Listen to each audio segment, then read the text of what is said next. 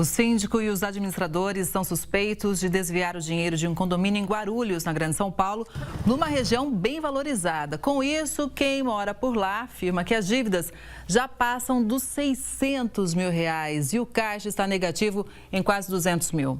E você que mora em condomínio, acompanha e fiscaliza os gastos? Se a resposta é não, ficou alerta, hein? Mas quais são os cuidados que todo morador deve ter? Quem vai responder para a gente é o Diego Amaral, que é advogado especializado em direito civil e imobiliário. Doutor, boa tarde, seja muito bem-vindo. A gente costuma brincar, inclusive Heródoto já disse isso aqui no Conexão, que na hora de escolher o síndico é aquela batata quente, todo mundo foge, é difícil às vezes, inclusive, conseguir eleger um síndico. Mas aí fica essa dor de cabeça. No caso desse condomínio, por exemplo, 600 mil negativos, que sumiram com problema, mais 200 mil de caixa negativo. Os moradores, nesse caso, é quem tem que pagar por esse prejuízo? Boa tarde. Boa tarde, Deise, com todo... A responsabilidade do síndico, ela é civil, criminal e administrativa. Então, se há um desvio por parte do síndico, comprovadamente apurado, quem tem que arcar com essas despesas, sem dúvida nenhuma, é o próprio síndico, por conta dessa responsabilidade direta à pessoa que síndico, ele é nomeado e normalmente recebe algumas vantagens para isso, muitas vezes um salário, muitas vezes a isenção de uma taxa de condomínio concomitante ao salário, para resguardar basicamente três coisas: a segurança, o sossego e a saúde dos condôminos vinculados ao condomínio. Além disso, ele rege toda a parte administrativa e financeira deste condomínio, com a responsabilidade de resguardar, de gerir o dinheiro de outras pessoas. Quais? Os condôminos que envolvem o condomínio. Se há desvios, esses desvios devem ser apurados. E se há desvios de forma dolosa, esses desvios são apurados, inclusive, na esfera criminal e não apenas administrativa e civil.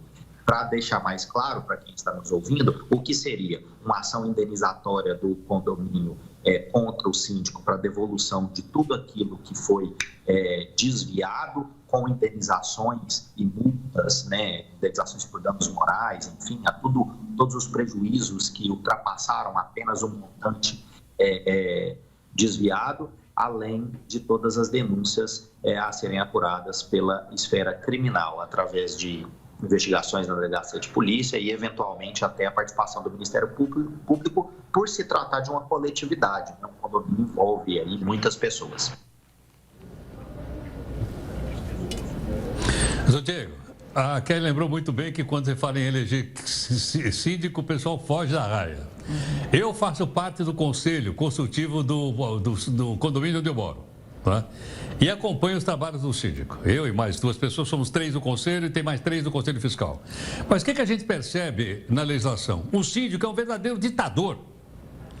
Ele tem uma quantidade de poder na mão muito forte. Alguns ficam 10 anos, 15 anos e você não consegue tirar o cidadão de lá. O que ele faz? Ele pega aquelas procurações de outros condôminos que não aparecem e se perpetua no poder. Então é o seguinte, a legislação vai nessa direção, mesmo de fazer o síndico ser quase que um Hugo Chávez aí da direção? Era interessantíssima essa sua posição, essa sua ponderação, porque ela me dá margem para poder discorrer um pouco sobre isso, que é o seguinte: de fato, a maioria dos condomínios tem conselho fiscal, mas a decisão final é do síndico. Esses conselheiros, eles apenas são condôminos representantes de uma coletividade para facilitar a comunicação. É muito mais difícil você ter comunicações constantes. Se todo dia tiver que fazer uma assembleia para decisões ordinárias, o condomínio não consegue girar aquilo que ele precisa fazer em relação a empresas de segurança, de administração, portaria, todos os problemas diários que acontecem. Agora, a legislação do condomínio é a sua convenção condominial, que pode ser alterada com quórums específicos, Para algumas situações depende de maioria simples, para outras um quórum de 2/3 dos condôminos, para outras situações precisa de uma unanimidade em relação às votações. Então, quando se estabelece síndicos que ficam 10 anos, 15 anos, isso está estabelecido por uma previsão da convenção condominial. Hoje em dia é muito natural que as convenções estabeleçam normalmente o mandato de 2 anos, podendo ser prorrogáveis por mais de 2 anos e não tendo a possibilidade de uma terceira prorrogação. Diego, mas como que faz se não tem uma terceira prorrogação e ninguém aparece querendo ser síndico? Porque acontece isso também.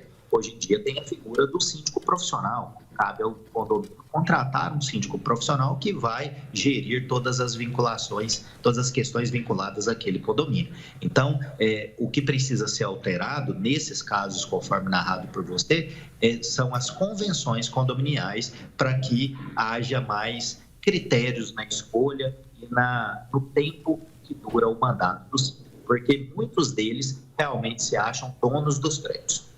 Pois é, Heródoto. Então tem que mudar a convenção aí do seu condomínio para tirar o Hugo Chávez do poder, senão não vai ter jeito não, né?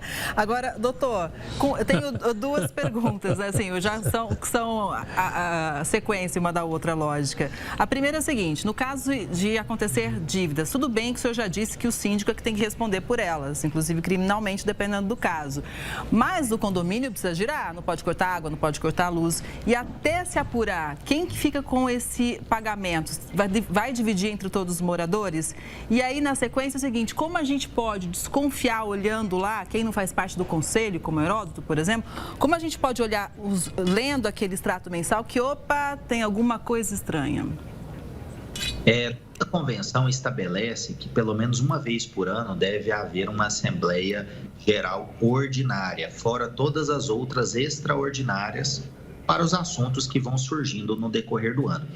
Nesta Assembleia quando acontece a prestação de contas do condomínio.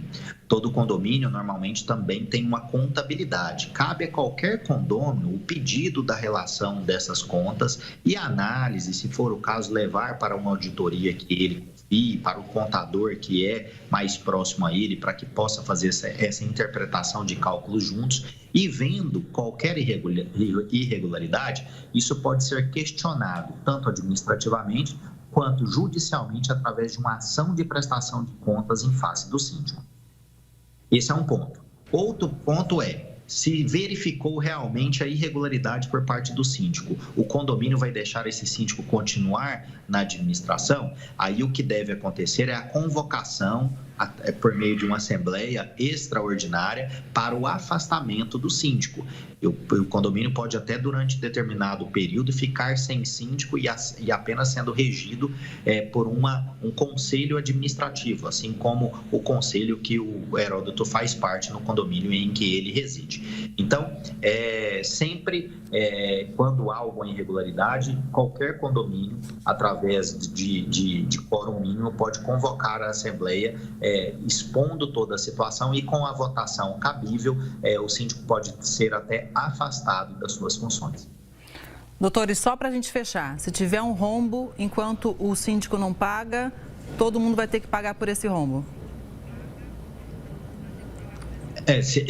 Muitas vezes esses rombos são assumidos pelo condomínio, né? E o condomínio ele tem um CNPJ próprio, em que pese a legislação entender que condomínio não tem personalidade jurídica própria, precisam ser assumidos os contratos pactuados, né? Então, o condomínio vai ter que assumir essa responsabilidade e buscar depois uma ação regressiva em face daquele cidadão que, de forma atrapalhada, desarrazoada ou imprudente, realizou aquele contrato quando estava na figura do síndico. Tá vendo? Por isso que fica o alerta, né? Afinal de contas, o prejuízo pode ser grande para o bolso. Doutor Diego, muito obrigada pela explicação. Uma boa tarde, até a próxima. Eu que agradeço, sempre um prazer falar com vocês. Tudo de bom e uma boa tarde. Boa tarde.